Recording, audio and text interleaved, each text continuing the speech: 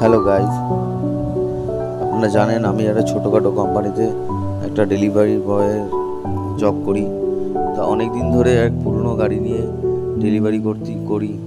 তা মাসের অর্ধেক টাকা মাইনে গাড়ি সারাতেই চলে যায়। তো অনেক কষ্ট করে একটা গাড়ি ইএমআইতে নিলাম। তো সেটাই আপনাদের সাথে শেয়ার করার জন্যে একটা ভিডিও বানানো হয়েছে। এইটাই শেয়ার করছি আজকে। আপনারা আশীর্বাদ দেবেন যাতে আমি এটা নিয়ে এগিয়ে যেতে পারি আর লোনটা ঠিকঠাক মতো শোধ করতে পারি।